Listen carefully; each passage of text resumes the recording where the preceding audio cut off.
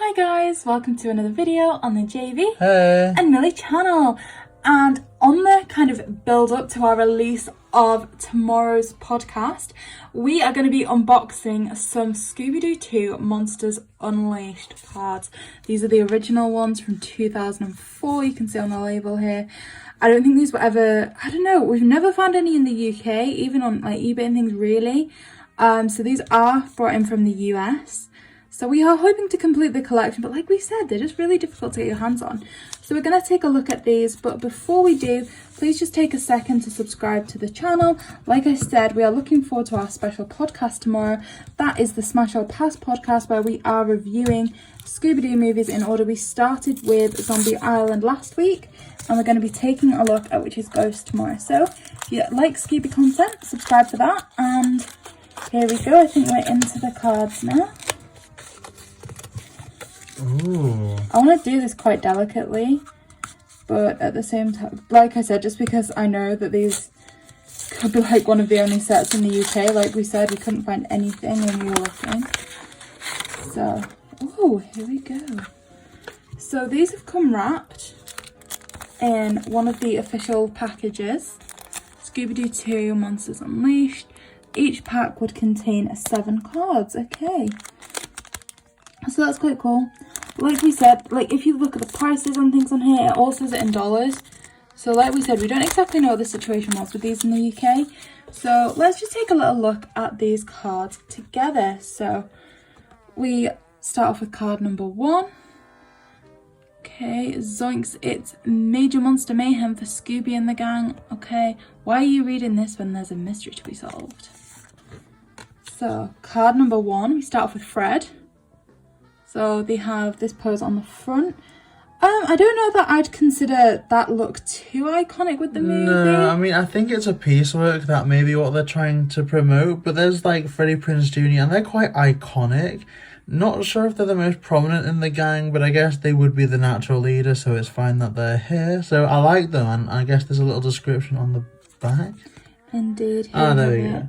Every group needs a leader, and for Mystery Inc., Fred's the guy. I like that. Okay.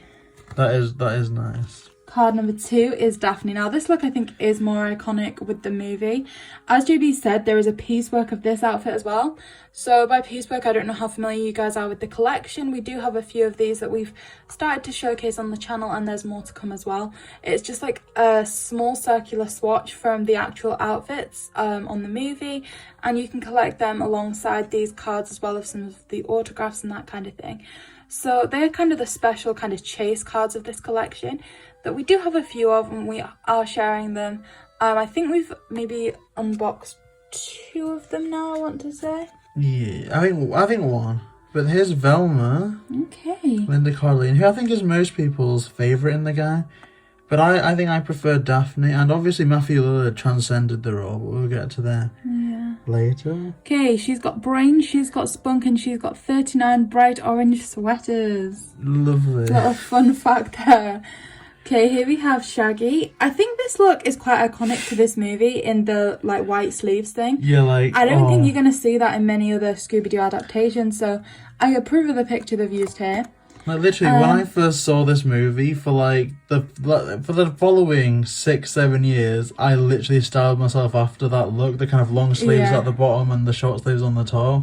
I don't know. I think that was just like a generational thing. I mean, I remember being bought. Like the 90s, right? Yeah, I remember being bought as like a set of 2 tops that was like a pink one with black spots underneath and a white one with grey stars on the top. I like it. I want to bring it back. That's my mission. So, let's face it, Shaggy Rogers is a great detective. Well, sometimes when he's not alone in the dark with a bunch of ghosts. Hey, come on, his real name is Norval. Here we have Scooby. Norval and Scoobert. How many Great Danes do you know who can solve mysteries? Well, this one can, and he eats pizza and hamburgers. Okay, Patrick. So that's quite a prominent character as well. Yeah, so Seth Green, and they were in the original It miniseries, which I really like the sound of. Like, I like Patrick a lot, you know, and obviously they're the voice of Howard the Duck now, which is another little interesting factoid. So it says, friend or foe, it's hard to tell now. I will admit, and obviously we're going to go into this more when we reach this movie on the Smash or Pass podcast, but I fell for the kind of thing they were setting up of him being like the enemy. Oh. I did believe that for a little while when I was first watching this. Heather Jasper Howe, I completely overlooked this character, I must admit. Journalism is one tough job and Heather is one tough reporter. She lets nothing stand in her way when it comes to getting the truth on tape. Okay. I'll admit, I didn't really like that character. Don't really know why. Dr. Jonathan Jacobo, I really like them. I think they added a nice kind of... just a bit of something different, really. In the kooky scientist. Yeah, it was fun. There's nothing more dangerous than a brilliant nut bar, and that just about sums up Jacobo. Oh, that's great. Oh, Old Man Wickles. Oh, again, someone who I kind of was quite suspicious of. I fell for a lot of the storylines they were setting up in this movie. Me too. Gee, he looks like such a nice guy, doesn't he? Well, years ago, he was the notorious Black Knight Ghost, the very first masked villain that Mystery Inc. ever put behind bars. Wickles is out of jail now, but Mystery Inc. is after him again. Is he responsible for the monster army that's threatening Coolsville? Or is he, as he claims, just an old man who wants to build a theme park? Aww. I don't know, I don't think that he seemed fun enough to want to build a theme park. I mean, he seems quite nice, though. And now the real identity of Ned is... Ned! Ned seems like a pretty upfront kind of guy. I always thought that character was quite irrelevant. I mean, a bit of a sidekick for sure. Big Brothers. I actually didn't know who these were. After solving a tough mystery, there's nothing better than a grantito party. And that's, what's a party without some far out vibes? Fred, Daphne, Velma, Shaggy and Scooby get down and get funky with Big Brothers after solving the mystery of monsters unleashed in Coolsville. I know like Ruben, the singer, was in this movie to sing Shining Star, but I didn't know about that group. I might look into them. So here I think we're moving on to the villains for this movie. We have the evil masked figure. Okay, so who lurks behind the finely chiseled mask? These are actually in really good quality. You know? The only thing I want to comment in terms of quality is they are just a little bit bent. I don't know if you guys can see that here. The curve slightly. But honestly, they're not too bad considering 2004's nearly 18 years ago. Okay, so here we have Captain Cutler. So we see this one quite prominently, I think. Same with the Black Knight Ghost. There's quite a few scenes in the movies.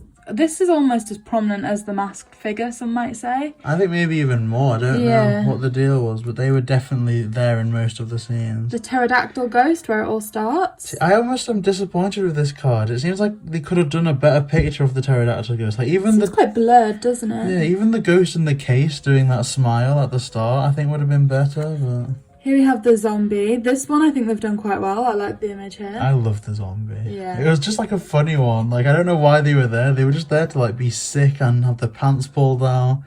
Minor 49er again, that's quite a funny character. Minor 49. The Ghost Clan I don't remember actually seeing in the movie itself. I did not. I saw the mannequin. I didn't see the actual, turn to life ghost. But again, with the clown and this upcoming one, the Headless Horseman, they were both quite prominent in the Game Boy Advance game. The Giggling Green Ghost. Again, not to what I'm too familiar with. This is the one ghost in the movie that used to really scare me. Yeah, you're quite scared of anything in terms of electricity, like static shocks or that kind of just thing. the voice, the face. Oh, no. Perhaps Shaggy and Scooby's favourite monster of all time, the cotton candy glob. I mean, I know we're kind of skimming over the backs of these. Some people might not like that, but I think we are going to do a separate video kind of organising this into some binders. So one day we are going to go over these in more detail. This is kind of a nice little, I guess, showcase of the base set. Yeah, so Skelly Boy. The skeleton boy or skeleton man. Skelly Boy. There's two of these, right? Yeah, there's the green-eyed one, the red-eyed one. Okay, only the bravest of the brave dare to stand eyeball to eyeball with Skeleton Man. The Creeper. Again, not associating this with the movie at all. If anything, either the original show or honestly Cyber Chase. Do you know what? Not even either of them. Just seeing the natural skin colour, I associate them with being fully green. I think. Oh yeah, because it doesn't really look like a suit, does it? Like just a green suit. It almost looks like peel. Yeah. Ooh. But even the skin colour, I associate that with being more of a green colour. I don't know why. Maybe. I don't know if it was that way in the TV shows. Man, this guy is huge, yet he's called the Creeper, you know? It's not easy to creep when you're that big.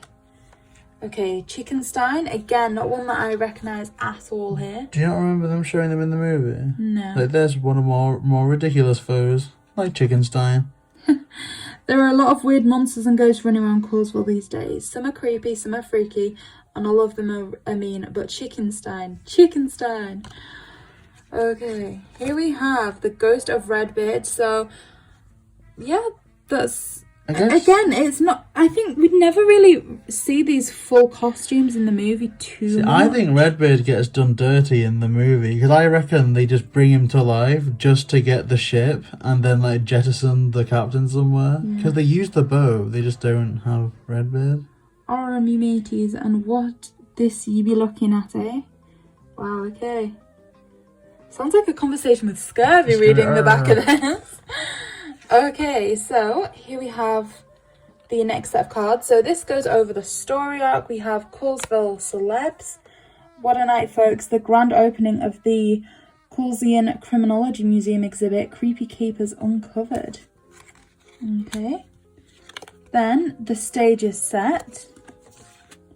Fred, Daphne, Velma, Shaggy and Scooby Doo enter the museum to find the party in full swing, and it's all for them. Just checking I'm putting these the right way up. The pterodactyl attack.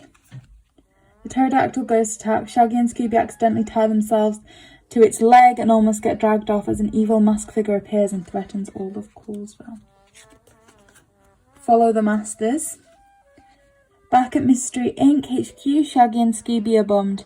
Seems like every time they try and help the gang in a crisis, they just screw up. Okay.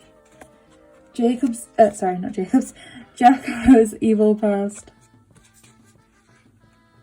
How could the pterodactyl ghost be real? The gang members, back to the original pterodactyl ghost, Dr. Jonathan Jacobo, a wacko who wanted to create a monster army. I feel like you're gonna have the best time in the world just like rereading these. Like I literally at some point I'm gonna read every single one of them. Yeah, like I do try and I skim over some of them just because obviously I don't want to kind of bore people, but I don't know, I also pick up on others that I kind of feel drawn to. So here we have Mysterious Mansion. Our intrepid heroes drive to Wickle's spooky old ancestral mansion, only to fall through a trapdoor and end up squished in a cage in the basement. That's where Daphne kind of comes into her own. Monster Making 101. While looking for clues in Wickle's mansion, Daphne comes across a strange shiny footprint on the floor.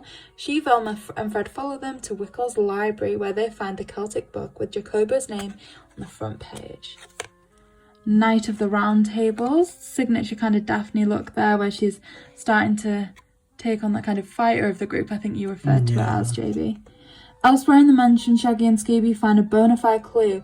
A note that reads, "Tonight, the faux ghost." Ooh, okay. The faux ghost. I love the faux ghost. Oh, if I could visit one set from any of the two Scooby Doo movies, obviously Spooky Island would be one, but I would love to just find the faux ghost and have like a little party there. A randomonium sample. The gang escape Wickle's mansion and hurries back to headquarters. There, Shaggy and Scooby decide to hide their clue and solve the mystery themselves. Kind of a weird one, right? Hottie. Velma freaks when Patrick shows up at Mystery Inc. HQ, but Daphne can see that the two are meant for each other, so she convinces Velma to transform herself into a leather-clad hottie, a transformation that Velma can't quite manage. Who's the fool? Shaggy and Scooby go to the faux ghost, which they discover is a hangout for criminals who are nabbed by Mystery Inc. Okay. Oh, look at Here's this. the iconic outfits. Look at that. This is again another piecework that we have managed to get our hands on. I mean, there's three parts of this, which I guess is a testament to how iconic it is. You can get some of the pants, you can get some of the jacket, and some of the shirt. Like, there's loads. I think we got the pants so far, right? I think so, yes. Yeah. Shaggy and Scooby don disguises and enter the faux ghost, claiming to be the weird and evil Picleus? Yeah, see, here's the interesting thing. Picleus? I don't know how to pronounce it, but they only refer to themselves as that in a deleted scene from the second movie. So if you're literally just watching it without like the feature of DVD extras or bonus features, you're kind of a bit confused on that. I don't know if that was in like the tape bonus features, if they even had bonus features. Here we have alley-oops. Alley-oops. In the alley behind the photo, Shaggy and Scooby witness Patrick threatening someone. Patrick claims he's just trying to find out who broke into his museum. The wrong guy. Fred, Daphne and Velma confront Wickles at the silver mine only to discover that he's not behind the museum thefts. In fact, all he wants to do is create a kiddie park called the Old Time Mining Town. Oh, yeah. Oh my gosh, the video game, that level, chasing after Old Man Wickles, was the most stressed I ever got like, as a kid playing a game. Oh. It's alive! The members of Mystery Inc. are reunited just as a potion explodes, revealing the secret monster hive where the stolen villain costumes have been taken. All the clues now point to Patrick, but before the gang can look for him, they need to shut down the creepy lab equipment. Ooh. Time to ride? Time to run. Oh. Chased by a horde of angry monsters, our heroes run like crazy out of the silver mine and back to Coolsville, but the evil masked figure is watching. Surrender or else. The gang makes it back to the mystery machine in time to see a report from Heather Jasper Howe. She has a video of the evil masked figure ordering the citizens of Coolsville to turn over Mystery Inc. or else. The good old days. The gang decide to flee to their old clubhouse. There, the memories of happier days fill them with despair until Velma realises they can use their old equipment to modify the monster-making control panel to work in reverse. I think this is another piece of work, if I'm not mistaken. This outfit here, you can get his t-shirt and his jeans, I think. I think we've got both of those, I want to say. Yeah. Like we said, guys, we'll showcase them all on the channel, so subscribe for that. Joust plain creepy. While Fred, Velma and Daphne work on the control panel, Shaggy and Scooby mob outside, but it's a good thing they're there because they see Captain Cutler's ghost rise from the swamp. Ooh. Out of the frying pan. With Fred down, Daphne faces the 10,000 volt ghost in order to give Velma, Shaggy and Scooby time to get the control panel back to the monster hive. But skeleton men attack. The three heroes hide while one skeleton man uses the bones of another to create some sort of weird device. There isn't much time. Velma shoves the control panel into Shaggy's hands. Okay. This Velma's is a really heroes. nice Yeah, that is nice. I like that a lot. Shaggy and Scooby never get enough credit in any of these movies. Velma tells Shaggy and Scooby that they must get the control panel back to Monster Hive. Shaggy freaks.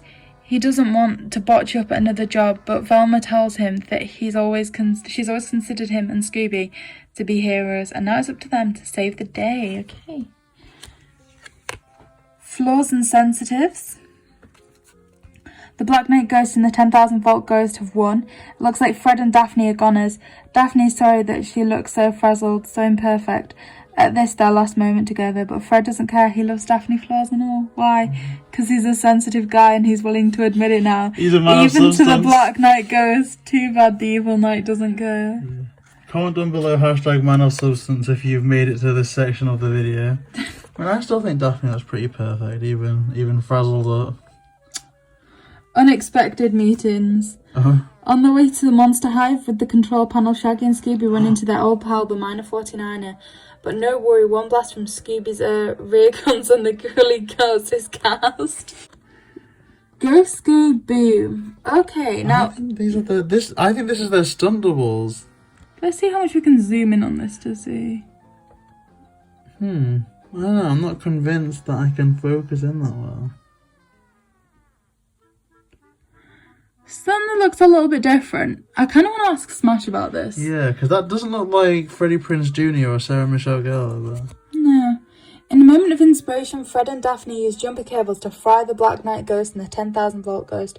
Velma, meanwhile, falls off a faulty catwalk, but refuses Patrick's offer of rescue, sure that he's the villain they're after. Oh, surrounded. After eating the cotton candy glob, Shaggy and Scooby join their pals in the Monster Hive. It's time to plug in the reverse control panel and put an end to the monster army. Who done it? Spoil the movie? Oh no. Mystery Inc. has saved Coolsville from the monsters, but who's responsible for making them? Let's see if you can unmask the evil masked figure. Is it Old Man Wickles, Patrick Wisely, Heather Jasper Howe, Ned, or another suspect?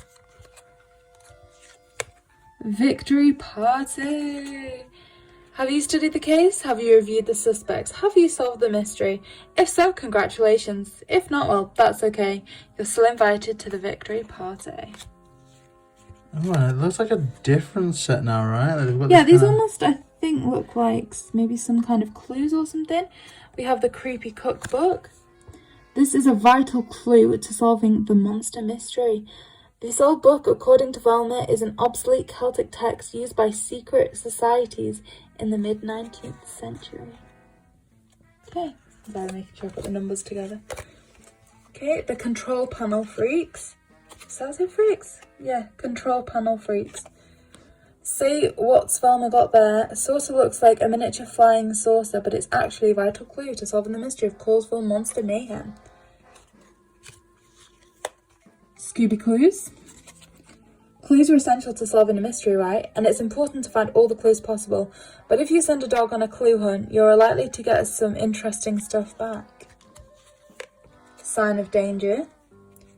Okay, most danger signs aren't made out of big bright neon, but this one is. The Faux Ghost is a nightclub full of far out tunes, groovy games, yummy eats, and friendly companionship. If you're a nasty rotten bad guy who used to wear a monster costume and was nabbed by Mystery Inc. Gesundheit? I don't know. Here's a clue you'd better not miss. It's zombie flu season. Better wash those hands every chance you get and go to a zombie flu shot. Okay. Ahoy Colesville. See, that's one of my favourite sections in the film. Yeah, that is amazing. Okay, let's take a simple test, shall we? What's wrong with this picture? Go ahead, take your time and look carefully.